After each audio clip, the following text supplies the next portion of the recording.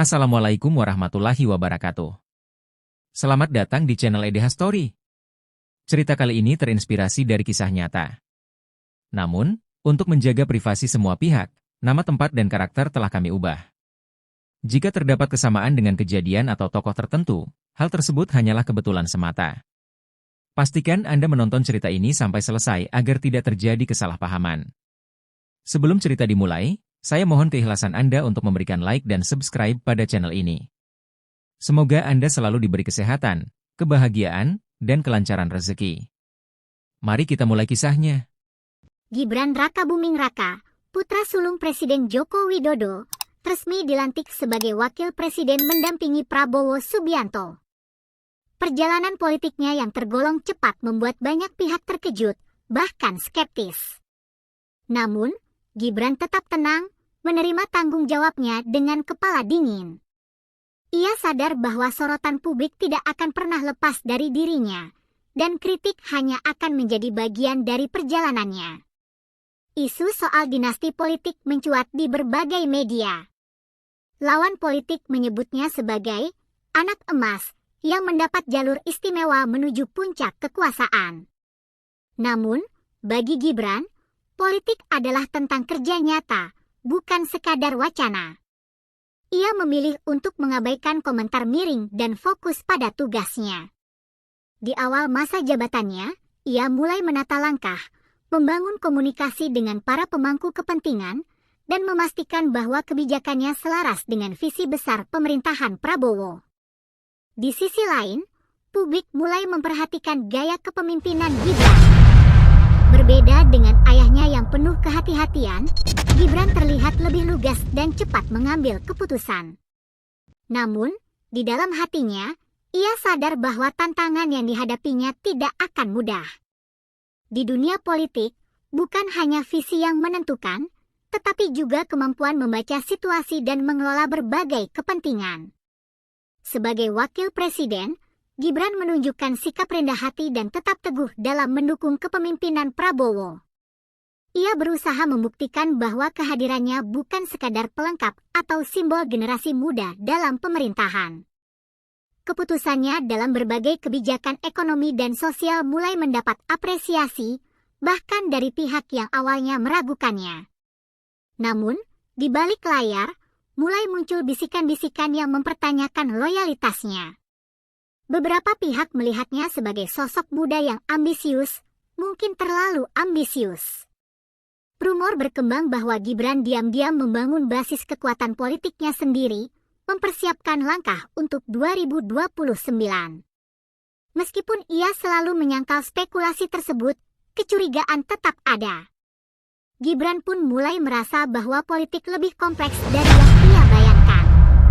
Ia belajar bahwa setiap keputusan yang diambil bukan hanya soal kebijakan, tetapi juga tentang persepsi. Keberpihakan yang salah bisa menjadi bumerang, dan kepercayaan yang diberikan bisa berubah dalam sekejap jika ada pihak yang merasa terancam. Tiba-tiba, tagar Gibran the Next President menjadi tren di media sosial. Awalnya, Gibran menganggap itu hanya ekspresi spontan dari pendukungnya. Namun, ketika tren ini terus berlanjut dan disertai dengan berbagai analisis politik di media, ia mulai curiga. Apakah ini gerakan organik atau ada pihak yang sedang menggiring opini? Tak lama kemudian, sebuah buku berjudul Titik Krusial dalam Hubungan Gibran dan Prabowo mulai diperbincangkan. Buku itu mengangkat narasi bahwa Gibran adalah figur potensial untuk masa depan, seseorang yang memiliki peluang besar untuk melanjutkan kepemimpinan nasional. Narasi ini tentu saja membuat banyak pihak gelisah, terutama mereka yang merasa Gibran belum waktunya naik ke panggung utama. Prabowo sendiri belum memberikan reaksi resmi, tetapi orang-orang di sekelilingnya mulai memperhatikan dinamika yang terjadi. Ada yang menganggap ini hanyalah bagian dari dinamika politik biasa, tapi ada juga yang melihatnya sebagai tanda bahwa Gibran mulai membangun jalannya sendiri. Di tengah situasi ini, Gibran harus berhati-hati. Salah langkah bisa membuatnya kehilangan kepercayaan dari lingkaran dalam. Di dunia politik, tak semua yang terlihat tulus benar-benar tanpa agenda. Orang-orang di sekitar Gibran mulai mengingatkannya bahwa popularitas yang naik terlalu cepat bisa menjadi senjata makan tuan. Tidak semua yang mendukungnya benar-benar ingin melihatnya sukses. Ada yang hanya ingin memanfaatkan momentumnya untuk kepentingan mereka sendiri. Beberapa tokoh senior mulai memberi peringatan. Mereka yang telah puluhan tahun berkecimpung di dunia politik tahu bahwa permainan ini penuh jebakan. Ada yang terang-terangan mendukungnya, ada juga yang diam-diam merancang strategi untuk menjatuhkannya. Gibran mulai memahami bahwa politik tidak hanya tentang kebijakan, tetapi juga tentang membaca siapa kawan dan siapa lawan. Di saat yang sama, media terus membangun berbagai narasi tentang dirinya. Beberapa mengangkatnya sebagai simbol harapan baru, sementara yang lain menggambarkannya sebagai ancaman bagi stabilitas politik yang ada. Gibran menyadari bahwa dirinya berada di persimpangan jalan. Apakah ia harus tetap pada jalurnya dan menunjukkan loyalitas penuh, atau mulai memainkan politik untuk mengamankan masa depannya? Dalam dunia politik, selalu ada bisikan di balik layar. Gibran mulai didekati oleh berbagai tokoh yang menawarkan dukungan. Ada yang benar-benar melihat potensinya, tapi ada juga yang hanya ingin mengambil keuntungan dari situasi yang berkembang. Setiap pertemuan, setiap percakapan, memiliki makna lebih dari sekadar basa-basi. Sebagian besar yang mendekatinya berasal dari kalangan elit politik lama yang ingin memastikan bahwa mereka tetap relevan dalam peta kekuasaan. Mereka melihat Gibran sebagai investasi politik jangka panjang. Namun, ada juga generasi muda yang benar-benar ingin melihat perubahan, berharap Gibran bisa menjadi wajah baru yang membawa angin segar dalam kepemimpinan nasional. Di tengah segala dinamika ini, Gibran menghadapi dilema. Apakah ia harus tetap berada dalam bayang-bayang Prabowo, atau mulai mengambil langkah sendiri? Satu hal yang pasti, dunia politik tidak pernah sederhana. Setiap keputusan yang ia buat hari ini akan menentukan masa depannya, dan mungkin juga masa depan bangsa. Dalam sebuah wawancara eksklusif, Presiden Prabowo menyebut beberapa nama sebagai calon pemimpin masa depan Indonesia, Puan Maharani, Agus Harimurti Yudhoyono, AHY, dan Gibran Rakabuming Raka. Ucapannya terdengar diplomatis, tetapi bagi pengamat politik, ini lebih dari sekadar daftar nama. Pernyataan itu seolah menjadi sinyal bahwa Prabowo mulai membuka ruang bagi regenerasi kepemimpinan, termasuk untuk Gibran. Pernyataan tersebut langsung memicu spekulasi baru. Apakah Prabowo benar-benar mendukung Gibran sebagai penerusnya? Atau ini hanya strategi untuk menjaga keseimbangan politik? Media mulai menafsirkan berbagai kemungkinan, sementara di media sosial, para pendukung Prabowo dan Gibran mulai mendiskusikan makna di balik kata-kata sang presiden. Gibran sendiri mendengar pernyataan itu dengan tenang. Ia tahu bahwa politik adalah permainan tanda dan makna. Prabowo bisa saja hanya berbicara normatif, tapi bisa juga sedang menguji respons publik. Satu hal yang pasti, setelah ucapan itu, posisi Gibran dalam peta politik nasional semakin menjadi perhatian. Tak butuh waktu lama bagi oposisi untuk merespons. Mereka mulai menggiring opini bahwa Gibran terlalu ambisius dan tidak sabar menunggu giliran. Isu lama tentang dinasti politik kembali diangkat. Mereka menuduh bahwa pemilihannya sebagai wapres bukanlah hasil demokrasi yang benar-benar murni, melainkan rekayasa politik yang dirancang sejak awal. Narasi ini semakin menguat ketika beberapa akademisi dan tokoh oposisi mulai mengkritisi sistem politik yang dianggap memberi jalan mulus bagi keluarga petahana. Mereka mengingatkan bahwa Indonesia pernah memiliki pengalaman buruk dengan kekuasaan yang terlalu lama berada di satu keluarga atau kelompok. Nama Gibran menjadi perbincangan hangat, bukan hanya sebagai wapres, tapi sebagai figur yang mungkin akan maju lebih cepat dari yang diperkirakan. Gibran tidak terkejut dengan serangan ini. Ia tahu bahwa dalam politik, serangan akan selalu ada, terutama bagi mereka yang terlihat punya potensi besar. Namun, yang membuatnya berpikir adalah bagaimana ia harus merespons. Haruskah ia melawan balik atau tetap diam dan membiarkan waktu yang menjawab? Di media sosial, perang opini semakin panas. Pendukung Gibran yang sebelumnya satu suara dengan barisan Prabowo mulai terbagi. Sebagian mendukung gagasan bahwa Gibran memang pantas menjadi presiden pada 2029, sementara yang lain merasa ia harus tetap bersabar dan menunjukkan loyalitas kepada Prabowo. Tagar Gibran 2029 mulai bermunculan, bersaing dengan loyal dulu. Pendukung Prabowo yang lebih konservatif mulai menyindir bahwa kesetiaan adalah kunci dalam politik, sementara kelompok muda berargumen bahwa momentum tidak boleh disia-siakan. Narasi ini terus berkembang, bahkan media mulai menyoroti perpecahan di antara basis pendukung yang sebelumnya solid. Di tengah hiruk-pikuk ini, Gibran tetap beraktivitas seperti biasa.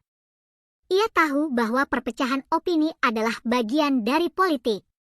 Namun, yang membuatnya berpikir adalah apakah situasi ini akan berdampak pada hubungannya dengan Prabowo.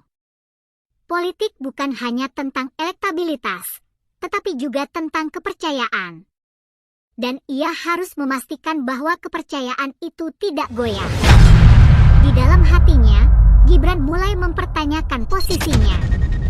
Ia tidak pernah secara eksplisit menyatakan ingin maju di 2029, tetapi situasi seolah mendorongnya ke arah itu. Para pendukungnya, media, bahkan oposisi, semua membicarakannya. Namun, apakah ini saat yang tepat? Apakah ia harus tetap berjalan di belakang Prabowo, atau mulai membangun jalannya sendiri? Politik tidak pernah hitam putih. Jika ia terlalu cepat bergerak, ia bisa kehilangan kepercayaan Prabowo dan sebagian pendukungnya. Namun, jika ia terlalu pasif, peluang yang terbuka bisa saja menghilang. Gibran mulai merasakan tekanan yang semakin besar. Ini bukan lagi soal dirinya sendiri, tetapi juga tentang bagaimana ia akan dicatat dalam sejarah politik Indonesia. Malam itu, Gibran duduk sendiri di ruang kerjanya. Ia menatap peta politik yang terus berubah, mencoba memahami langkah apa yang harus diambil. Dalam pikirannya, hanya ada satu pertanyaan besar, jalan mana yang harus ia pilih. Di tengah kebimbangannya, Gibran memutuskan untuk berbicara dengan ayahnya, Joko Widodo. Ia tahu bahwa Jokowi pernah berada di posisi yang sama, menjadi tokoh yang terus didorong ke puncak, tetapi juga harus menjaga keseimbangan agar tidak terlihat terlalu ambisius. Jokowi mendengarkan dengan tenang, lalu tersenyum. Dalam politik, kesabaran adalah mata uang yang paling berharga, katanya. Ia mengingatkan bahwa politik bukan hanya soal momentum, tetapi juga soal bagaimana menjaga kepercayaan dan membangun jaringan dengan cara yang elegan. Jangan biarkan orang lain yang menentukan jalanmu, lanjut Jokowi. Tapi juga jangan tergesa-gesa. Politik itu seperti catur. Kadang, langkah terbaik adalah menunggu hingga saat yang tepat tiba. Gibran terdiam. Kata-kata ayahnya membuatnya sadar bahwa perjalanan ini masih panjang. Ia harus berpikir matang, bukan hanya untuk dirinya sendiri, tetapi juga untuk masa depan bangsa. Di tengah hiruk-pikuk politik yang berkembang, Presiden Prabowo tidak tinggal diam. Ia mulai memperkuat cengkeramannya dalam pemerintahan, memastikan bahwa kabinetnya solid dan loyal. Para menteri yang menunjukkan tanda-tanda bermain dua kaki mulai mendapat peringatan keras. Prabowo, dengan gaya kepemimpinannya yang tegas, ingin memastikan bahwa pemerintahannya tetap stabil tanpa ada faksi internal yang merongrong. Beberapa kebijakan strategis mulai dijalankan dengan lebih cepat. Program pertahanan dan ekonomi yang menjadi prioritasnya mendapatkan dorongan besar. Sinyal ini jelas, Prabowo ingin meninggalkan jejak pemerintahan yang kuat, tidak hanya sebagai presiden transisi, tetapi sebagai pemimpin yang benar-benar membawa perubahan. Namun, di balik layar, beberapa penasihatnya mulai membaca dinamika yang berkembang. Nama Gibran semakin sering disebut sebagai calon kuat di 2029, dan jika tidak dikendalikan dengan baik, ini bisa menimbulkan ketegangan dalam koalisi. Prabowo harus mengambil langkah yang hati-hati agar kekuatan politiknya tetap utuh, tanpa harus berbenturan langsung dengan loyalis Gibran. Sebuah acara elit digelar di salah satu hotel mewah di Jakarta.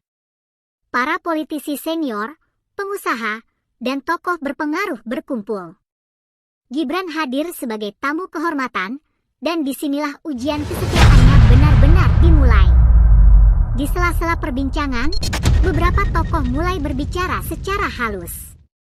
Mereka memuji kinerjanya sebagai wapres, membandingkannya dengan pemimpin muda di negara lain, dan bahkan menanyakan apakah dia sudah mulai menyiapkan diri untuk 2029.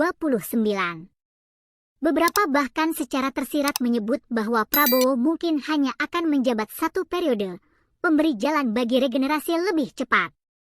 Gibran tersenyum, tetapi ia tidak langsung merespons. Ia tahu bahwa di dunia politik, kata-kata bisa menjadi senjata. Menunjukkan ambisi terlalu dini bisa menjadi bumerang, tetapi jika ia terlalu pasif, ia bisa kehilangan momentum.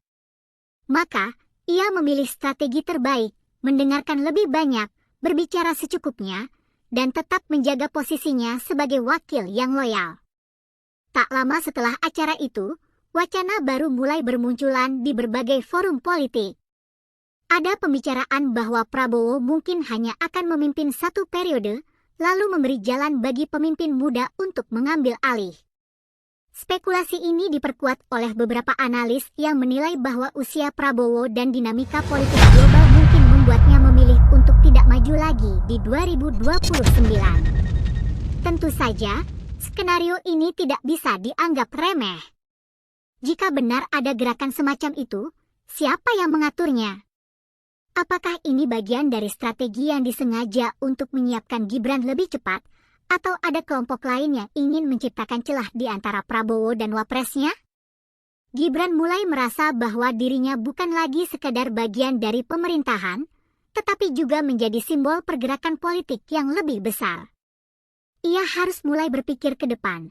Apakah ia akan membiarkan wacana ini berkembang, ataukah ia harus segera mengambil langkah untuk mengendalikannya? Semakin hari, tekanan terhadap Gibran semakin besar. Para jurnalis, pengamat politik, bahkan kolega di pemerintahan mulai menuntutnya untuk bersikap lebih jelas.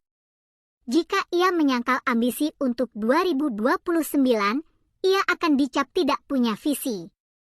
Namun, jika ia mengiyakan, ia akan dicap terlalu terburu-buru dan haus kekuasaan. Di media sosial, perdebatan semakin tajam.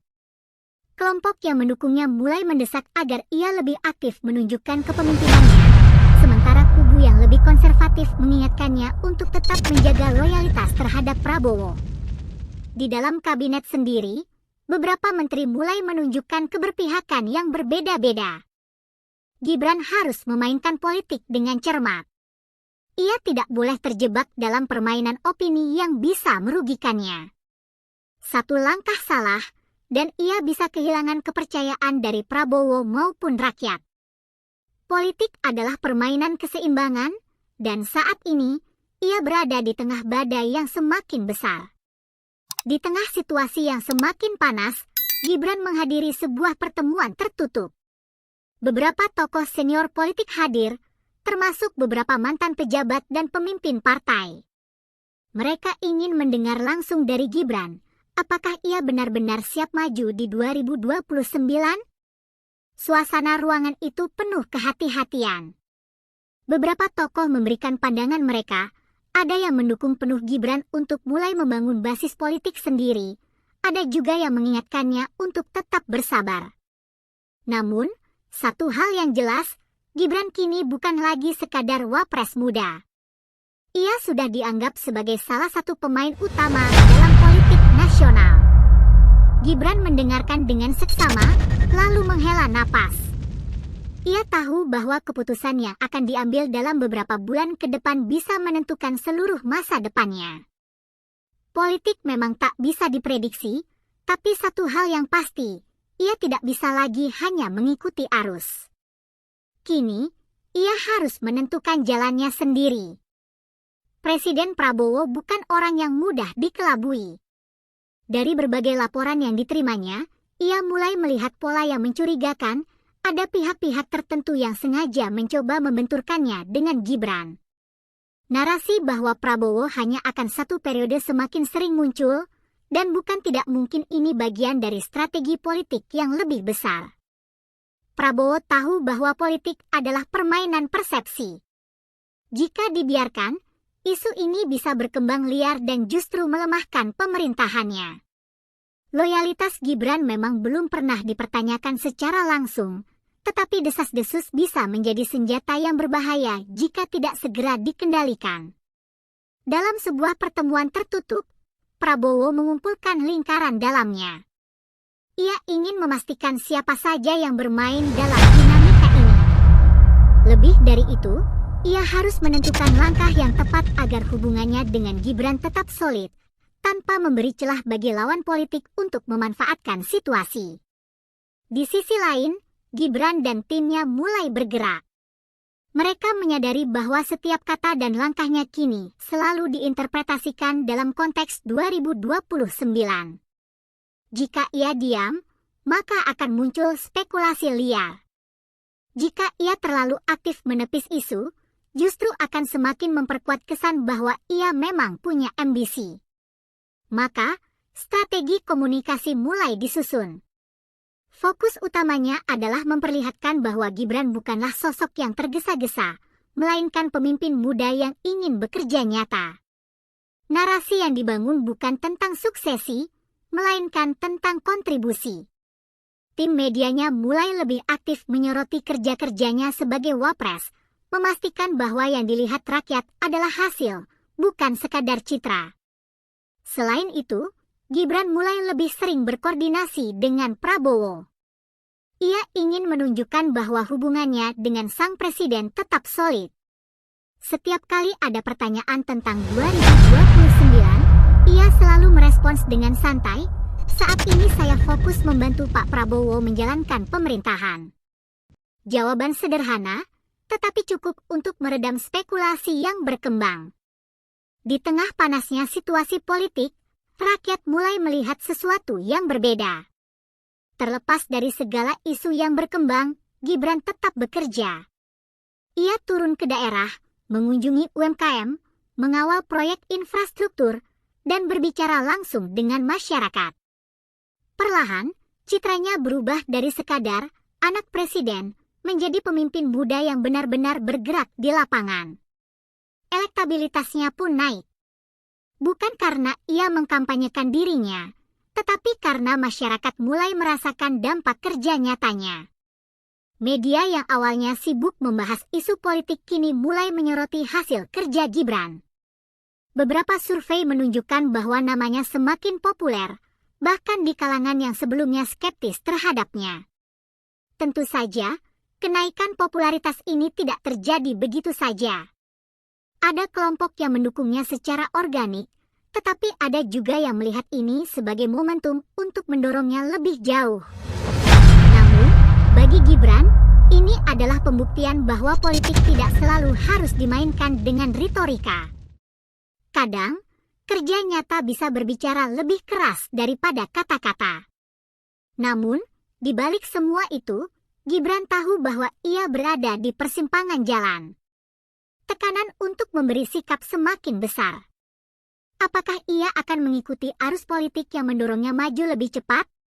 Atau ia akan memilih jalur yang lebih aman, membangun kredibilitasnya perlahan tanpa terburu-buru? Beberapa tokoh senior mendatanginya secara pribadi, menyarankan agar ia mulai membangun tim politik yang lebih besar untuk bersiap di 2029. Mereka mengingatkan bahwa dalam politik, kesempatan tidak datang dua kali. Jika ada peluang, maka harus segera diambil. Namun, di sisi lain, ada juga suara yang mengingatkannya untuk bersabar. Jokowi sendiri menyarankan agar ia tidak terburu-buru. Politik bukan tentang siapa yang paling cepat sampai, tapi siapa yang bisa bertahan paling lama, kata ayahnya. Gibran terdiam. Ia tahu, keputusan ini tidak hanya akan menentukan masa depannya, tetapi tetapi juga hubungannya dengan Prabowo dan keseimbangan politik nasional. Setelah mempertimbangkan segalanya, Gibran akhirnya mengambil keputusan. Ia tidak akan terburu-buru maju di 2029. Ia tetap akan bekerja di bawah kepemimpinan Prabowo, menunjukkan loyalitas, tetapi juga membuktikan dirinya sebagai pemimpin masa depan yang patut diperhitungkan. Keputusan ini membuat beberapa pihak kecewa, tetapi juga mengamankan posisinya. Ia tidak ingin menjadi sosok yang dianggap menikung Prabowo, tetapi juga tidak akan berhenti membangun pengaruhnya. Politik adalah seni kesabaran, dan ia memilih untuk bermain dalam jangka panjang. Seiring waktu, Gibran terus bekerja. Ia membangun jaringan, memperkuat hubungan dengan berbagai kalangan, dan membiarkan waktu yang menentukan jalannya. Karena pada akhirnya, dalam politik, bukan siapa yang paling cepat yang menang, tetapi siapa yang mampu bertahan hingga saat yang tepat tiba.